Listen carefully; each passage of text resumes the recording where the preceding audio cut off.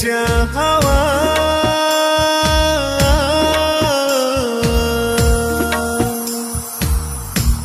তাকে ছুঁয়ে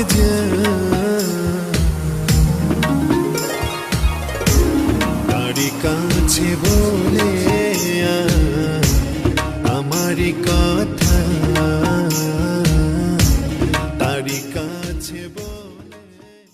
সুর সুর হচ্ছে এমন একটা জিনিস, ঐশ্বরিক একটা ব্যাপার। মানে সুরের মাঝে থাকতে আমি পছন্দ করি, আপনারাও নিশ্চয়ই তাই। তো এই সুরের জগতের মানুষ আমরা আজকে রূপান্তরে একসাথে হব, এক দম্পতি। আমার একদম পাশে রয়েছে শাওন, তার পাশে রয়েছে আমাদের প্রিয় টিপু ভাই।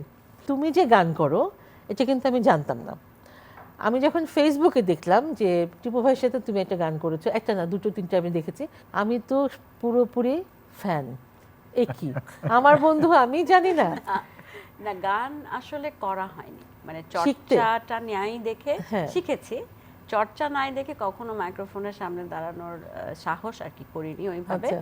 তো শখ করেই দু একটা করা। তা টিপু আসলে এইভাবে আমাকে উৎসাহ দিয়েছে। উৎসাহ বকা আর কি, ওইটা তো বকা যে সুর থাকতে কেন গান গাবি না তুই। হ্যাঁ, এখান থেকে শুরু। আমাদের বেশ কয়েকটা ডুয়েট হয়ে গেছে আসলে, না? যেটা হয়েছে করোনার মধ্যে তো খুব একটা বের হই না, না। হঠাৎই আমার মনে হলো যে ব্যান্ডের ছেলে পেলেও একসাথে হতে পারছি না, তাহলে আমি একা কি করতে পারি। তাই তো। হঠাৎ মনে হলো তাহলে ইংলিশ কভার করা শুরু করি। আচ্ছা, এই থেকে এখন কভার করতে করতে ফেসবুক তো অনুরোধের আসর, রিকোয়েস্ট আসা শুরু করলো এমন কিছু গান যেগুলোর মধ্যে মেয়েদের পার্টিসিপেশন আছে। আচ্ছা। তো ওকে বললাম যে তুই কেন না, আমি একা তো একটা মেয়েদের গান গাওয়া যায় না। যেমন সামার ওয়াইনের কথাই বলি, সামার ওয়াইন শুরুই তো একটা মেয়েকে দিই। তো এই করে সামার ওয়াইন আমাদের প্রথম গান ছিল, রাইট?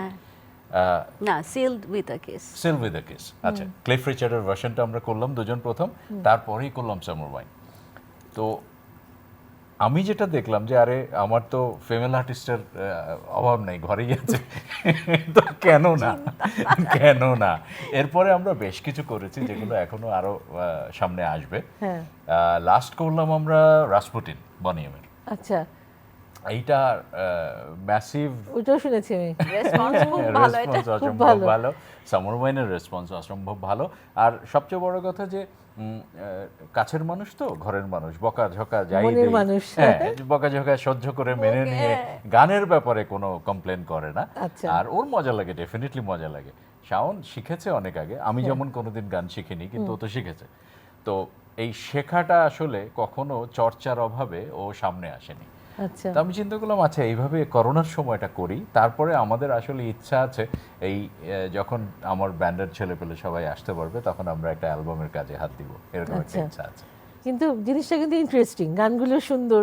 মজা লাগছে যে আমাদের বয়সী, যেমন তুমি শুনে তোমার খুব ভালো লেগেছে, আমাদের বয়সী এবং আমাদের একটু যারা সিনিয়র আছেন তাদেরও খুব নস্টালজিক হয়ে যাচ্ছে। আর টিপু তো সবসময় টিপু, ও গান গাচ্ছে, ও কভার করছে, যে অনেক supportটা ভালো। করা, হ্যাঁ, এটা কিন্তু কিন্তু অনেক বড় বিষয়। আমাদের ডুয়েটটা যখন আমরা করি তখন কোনো একটা কেমিস্ট্রি কাজ করে, হয়তো হাজব্যান্ড ওয়াইফ দেখে অথবা বন্ধু দেখে কিছু একটা কাজ করে, যেই কারণে মানুষ বসে থাকে আজকাল যে ডুয়েটটা কবে আসবে আর কি, কোন কভারটা করবে আর কি। না, এটা কিন্তু খুব ভালো লাগা একটা বিষয় যে তোমার হাজবেন্ড তোমাকে যে সাপোর্টটা করছে, Obviously. যে উৎসাহটা দেয়, এটাও কিন্তু অনেকে পায় না। ফেসবুকে মজা হচ্ছে, আমাকে অনেকেই বলছে দুলা ভাই আপনার থেকে কিন্তু বুবু অনেক বেশি ভালো গান গাইছে। তা আমি বললাম ওইটাই তো আমি চাই, তাই না? আমার থেকে ভালো গান, চমৎকার, আমার তো কিছু মানে পাওয়ার নাই। আরেকটা বিষয় তোমার সেই বাগান, বুঝছো, যখনই তুমি কোনো ছবি দাও, হ্যাঁ, যে আমার মানে বাগানে এটা ফললো বা কিছু, আমি না চিন্তা করি যে ওর হাতে কি সুন্দর ফল হয়, অনেক সময় দিতে হয় তো, হ্যাঁ, তাই না? অনেক সময় দিতে হয় আর যত্ন করতে হয়। ওইটাও আমার একটা ফ্যামিলি, মানে আমি ওইভাবেই গাছ করি যে আমি সবসময় বলি যে আমি গাছ কিনি না, আমি দত্তক আনি। শিশুদের যেরকম দত্তক আনে, ওই দত্তক আনি। খুব সুইট, আসলে ও আসলে মিষ্টি একটা মেয়ে। হ্যাঁ, টিপু ভাই অনেক লাকি যে একটা মিষ্টি একটা বউ পেয়েছে। হ্যাঁ, টিপু ভাই, জি, বিয়েটা মানে আমাদের যখন মনের মধ্যে যখন প্রেমটা আসে, অল্প বয়সে প্রেম বোধটা যখন আসে, সেটা হয় উচ্ছলতা। আর আমরা যখন মিড লাইফে যাই, মিড লাইফে কিন্তু অনেক ক্রাইসিস হয়, হয়তো দেখবে অনেক সমস্যা শুনবে, মিড লাইফে গিয়ে সমস্যা, এই প্রবলেম। তোমাদের দেখে আমার কোনো সমস্যা মনে হয় না, মনে হয় মিড লাইফ অনেক ভালো আছে, বরঞ্চ এদের দেখে শেখা উচিত। স্বচ্ছতা খুব জরুরি। খুব। এই কারণে জরুরি, যেমন আমি কি এটা বোধহয় বাংলাদেশের সবাই জানে, হ্যাঁ, কিন্তু আর কে কি আমি কিন্তু কিছু জানি না। যেমন আমাদের কোনো ঘরের কথা নাই, আমাদের ঘরের কথা পরে এমনিই জানি। হ্যাঁ, আমাদের লুকানোর কিছু নাই। না আমার পুরো লাইফ হিস্ট্রি ওর জানা, ওর লাইফ হিস্ট্রি আমার জানা।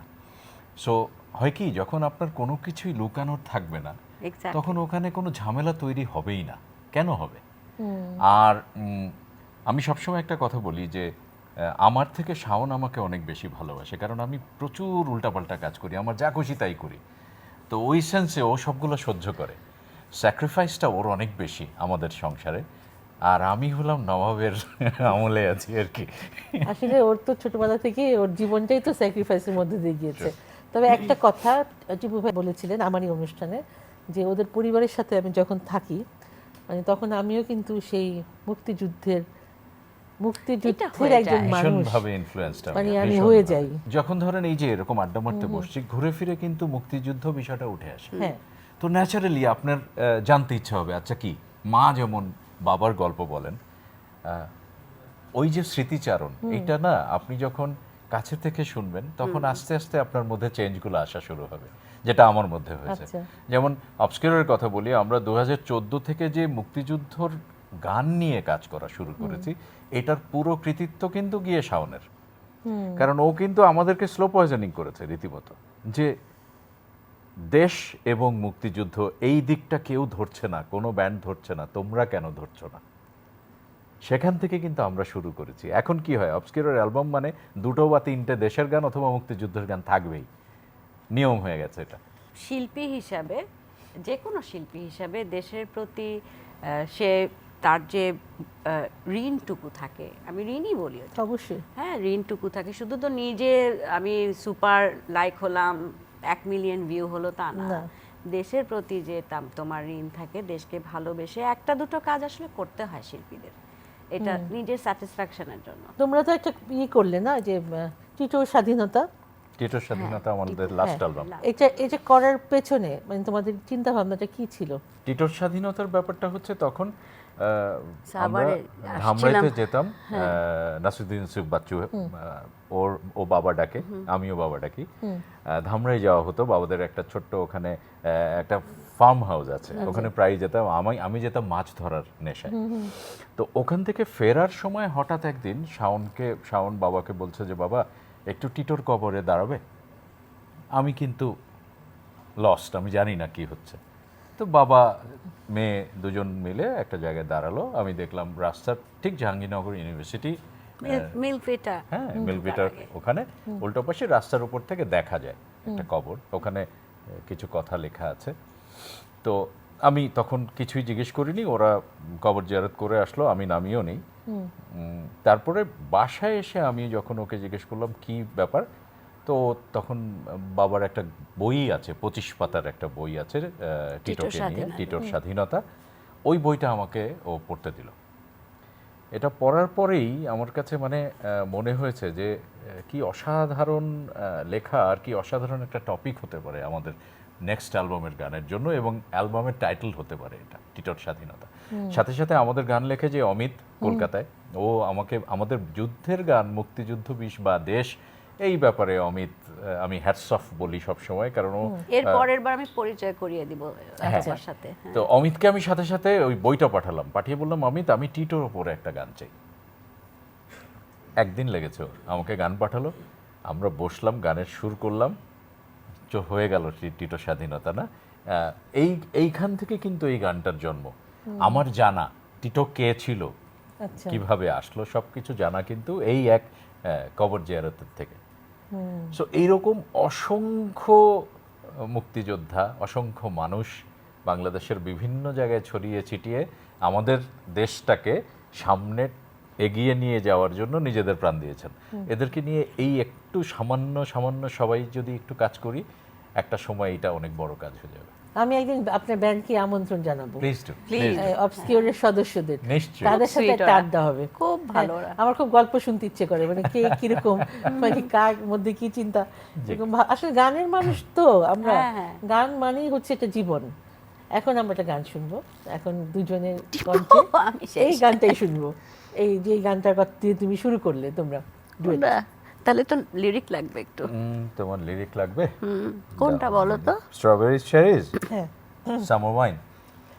Strawberries, cherries, and an angel's kiss in spring. My summer wine is really made from all these things. Take off your silver spars and help me pass the time. And I will give to you summer wine. Oh, summer wine. My eyes grew heavy and my lips they couldn't speak. I tried to get up, but I couldn't find my feet. She reassured me with an unfamiliar line, and then she gave to me more summer wine. Oh, summer wine. When I woke up, the sun was shining in my eyes. My silver spars were gone, my head felt twice its size. She took my silver spars, $1 and a dime, and left me craving for more summer wine. Oh, summer wine. Strawberries, cherries, and an angel's kiss in spring. My summer wine is really made from all these things. Take off your silver spars and help me pass the time. And I will give to you my summer wine. Oh, summer wine. Just দারুণ, দারুণ, বারবার শুনতে ইচ্ছে করছে, দারুণ। Thank you. Tipu ভাইয়ের একটা জিনিস আমার ভালো লাগে, হ্যাঁ, সেটা হচ্ছে যে আমি যখনই ডাকি আমার অনুষ্ঠানে আমি ওনাকে পাই, অন্তত উনি আমাকে না করেন না। হ্যাঁ, আমি যাদেরকে নিয়ে আসি অনুষ্ঠানে আমি কিন্তু তাদের প্রতি অনেক গ্রেটফুল, অনেক কৃতজ্ঞ যে এইটুক সাপোর্ট, মানে এইটুক সাপোর্ট মানে আমার কাছে অনেক বড় একটা বিষয়। আমি ইনফ্যাক্ট আপনি যখন আমাকে জানিয়েছেন, পরে আমি বললাম না যে শাওনের সাথে একটু কথা বলি, শাওনকে আমি গিয়ে বললাম যে ভাবি 1:30টার সময় যেতে বলেছে, যেতে হবে। বললো কিসের প্রোগ্রাম? আমি বললাম তোর কিচ্ছু জানার দরকার নেই, ভাবি বলেছেন যেতে হবে, যেতে হবে। এবং এই একটা মানুষ আছেন যার আমি কোনো কিছু জিজ্ঞাসা করি না, ভাবি বলেছেন যেতে হবে, ব্যাস যেতে হবে, শেষ কথা। এই যে সংসার, এখনো তুই তুই সম্পর্ক, তুমি তো আর গেল না, তুমি তুই সবই বলে আসলে তাই আচ্ছা, হয় that's আমাদের। মানে সম্পর্কটা বন্ধুর মতো, বন্ধু বন্ধুর মতো, এবং একজন আরেকজনকে যথেষ্ট টেক কেয়ার করো, তোমাদের দেখে ও আমার বেশি সেটা করে, মনে আমি হয়। কম। শুধু আল্লাহদের কাম নাই, ওইটার সময় নাই আসলে, যথেষ্ট কিন্তু বয়স আসলে হয়েছে যে ভাবি। সাপোর্টটা যে তুমি পাচ্ছ গানে, তোমার তুমি যে এত সুন্দর গাও, সাপোর্টটা যে না পেতে না, তোমার না, মনটাই টিপু খারাপ কিন্তু হয়ে আমার যেত। প্রতিটা জায়গাতেই, যেমন হ্যাঁ। আমি কলাম লিখি, আমি এখন পর্যন্ত কলামটা লেখার পর ফার্স্ট রিডার ও, আচ্ছা। যে আগে দেখো পড়ে ঠিক হয়েছে কিনা, অথবা বানান ঠিক অথবা কি, সবকিছু মিলিয়ে কোথাও গিয়ে এটা আসলে আমি আর টিপু আসলে যখন যেখানে দাঁড়াই পুনম, এখন যদি আমি বলি সত্যি কথা বলবো, ইটস আ টিম ওয়ার্ক। সেটার জন্য হয়তো তুমি আজকে আমাদেরকে ডাকছো। টিম ওয়ার্কের কাজই হলো যার যেখানে জায়গা সেটা দিয়ে কাজ করা। তো সংসারটাও তাই টিম ওয়ার্ক, যেরকম আমার মা আমাদের সাথে থাকেন, সো আমরা তিনজন মিলে একটা টিম ওয়ার্ক। আমি তুমি কেমন আছেন এখন? খুব ভালো আছেন। আমি আচ্ছা। আসলে আমরা গত 2 বছর এতই তুমি তো অনেক টেক কেয়ার করো, এতই কি করে রেখেছি। মেয়ে তো। না, টিপু আমার চেয়ে বেশি। ভাবি ধরেন আমার মা বাবা কেউ নাই, সো মা যখন একা থাকতেন, আমার বিয়ের পরে আমার প্রথম প্রপোজাল ছিল এটা যে শাওন, মা একা আছেন, হ্যাঁ। মাকে নিয়ে আসো আমাদের কাছে। এবং মাও আসবে না, এটাও তো শাওনও অনেক বড় একটা এই offer। করতে করতে পরে দেখা গেল আমরা সবাই মিলে একটা বাড়ি কিনলাম। না, মা তো আসলে দীর্ঘ বছর ওইটাই তো ভালো। স্বাবলম্বী ছিলেন, একা ছিলেন। হ্যাঁ। উনি প্রথম দিকে আসলেও অ্যাডজাস্ট করতে পারছিলেন না, হয় না যে ওনার কষ্ট একটা হতো, একা থাকা আলাদা একটা life। নিয়ম তো। মার সাথে যেটা সম্পর্কটা আমি খুব এনজয় করি, ওই যে গ্রে এরিয়া নাই মার সাথেও। যা মনে হবে টিপু, প্রথম দিকে মা বুঝতে পারতেন না, এখন বুঝে গেছে। তো আমার মাও খুব সত্যবাদী এবং স্ট্রেট ফরওয়ার্ড, তো এই দুজনের সাথেই জায়গাটা মিলে গেছে। মানে কথাটা কেমন হয়, ধরেন কোনো কাউকে নিয়ে আলাপ হচ্ছে, মা হঠাৎ বলল আমিও তাইলে খারাপ, আমি বললাম হ্যাঁ মা আপনিও খারাপ। এটা অন্য কেউ হইলে Sweet. সিভিয়ার মাইন্ড করতো না, আমি বললাম না আপনিও খারাপ, কারণ মানুষ ভালো খারাপ মিলিয়ে আপনার মধ্যেও খারাপ ব্যাপার আছে। বলে হ্যাঁ তা তো আছে, আমি বললাম আমিও খারাপ, আমার মধ্যেও আছে। সো আরেকটা জিনিস আছে ভাবি, মা আর শাওন এই দুজনের ব্যাপারে আমার কথা হচ্ছে, এদেরকে কেউ কিছু বলা, কিছু করা, কোনো কিছুর আগে আমাকে আসলে পার হয়ে আসতে হবে। আমি একদম প্রাচীরের মতো দাঁড়িয়ে আছি এই দুজনের সামনে। হ্যাঁ, শাওনকে তো একদম মানে ছাতি ধরে দাঁড়িয়ে থাকি যে ওকে সেফ রাখা, হ্যাঁ। কিছু করতে হলে আমাকে পার হয়ে আসতে হবে। আর একটা কথা বলি, আমার 35 বছর ইন্ডাস্ট্রিতে, আমি অডিও ইন্ডাস্ট্রিতে 35 বছর হয়ে গেছে, আমাকে সবাই জানে। আমাকে নিয়ে কথা বলার মতো কোনো কথা নাই। ওই যে বলছি আমি ব্ল্যাক অ্যান্ড হোয়াইট, কোনো গ্রে এরিয়া নাই। আমার কাছে খুব মনে হয় আপনি যদি ভালো থাকেন সেটার ছাপ চেহারায় পড়ে। অবশ্যই। আমি শাওন আমাদের দুজনকে যেই দেখে সেই কিন্তু বলে যে আপনারা এত ভালো কিভাবে থাকেন। হ্যাঁ। আমি বললাম যে ওই একই কথা কিন্তু, যে ভাই মিথ্যা কথা বললো না, তুমি বোরে আজকে মিথ্যা বলবা, কালকে ধরা খাওয়া, তুমি খবর এন্ড অফ দ্য ডে তুমি তো বাসায় ফিরবা। হ্যাঁ। বাসা হচ্ছে শান্তির জায়গা, এখানে শান্তি বজায় রাখতে তোমার যদি অনেক কিছু বাদ দিয়ে দিতে হয় তুমি বাদ দিয়ে দাও। The only way basically out. না, বেসিক্যালি আসলে আমি যেটা বিশ্বাস করি, প্রত্যেকের ঝামেলা আছে, প্রত্যেকেরই অনেক রকমের যুক্তি তর্কে সংসারটা থাকে, ঝামেলা থাকে, কিন্তু এখানে যদি এসে তুমি ওই যে সুমনা যেটা আমরা কথা বলি, মানে সুমনের যদি হও, তুমি নেগেটিভ জিনিসগুলা ফেলে দিয়ে যদি সামনে আগাতে Positive পারো, হতে হবে, হ্যাঁ। এটাই আসল সাফল্য আসলে। একটা সময় আমি বলি আমার কথা, যে আমি খুব ডিপ্রেস থাকতাম একটা সময়। আমার কাছে মনে হতো কি লাইফটা মনে হয় ডিপ্রেশন করার জন্য, লাইফটাই মনে হয় তাই। হ্যাঁ, একটা সময় একটা হয় বয়সে হয় এটা হয়।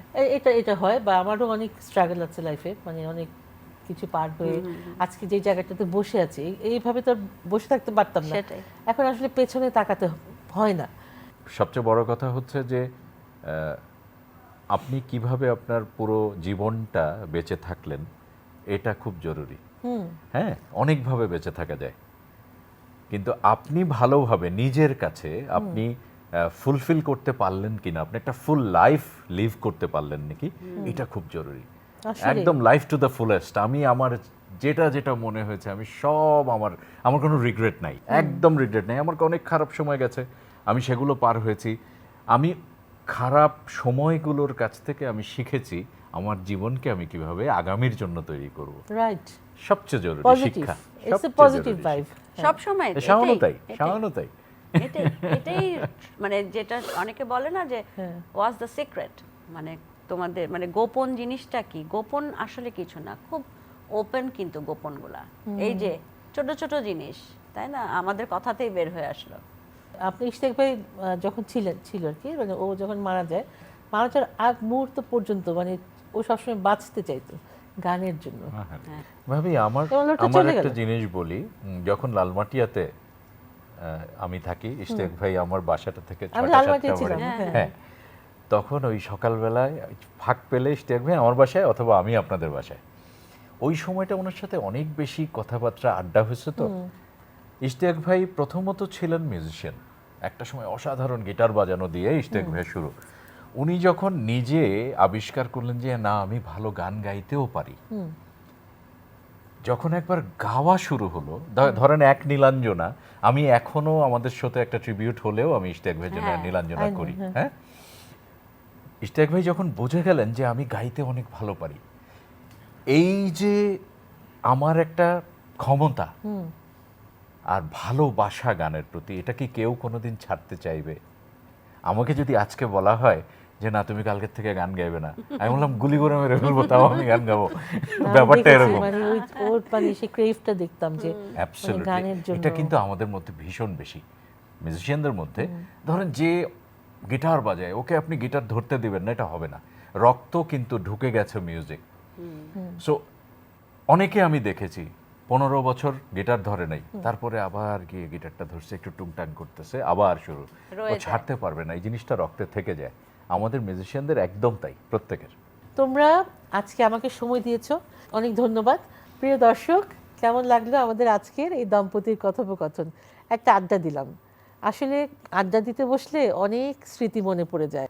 ভালো থাকতে না চাইলে কিন্তু ভালো থাকতে পারবেন না, ভালো থাকতে চাইতে হবে যে না, আমার এই লাইফটা আমি এনজয় করব, আমার এই লাইফটা আমি সুন্দরভাবে ক্লিনভাবে আমি কাটাবো। হ্যাঁ, যাতে করে মানুষ বলে, আমার মৃত্যুর পরেও মানুষ বলে না, মানুষটা কিন্তু ভালো ছিল। ভালো থাকবেন। আমি আবার চলে আসব এই দিন এই মুহূর্তে অন্য কোনো অতিথিকে নিয়ে।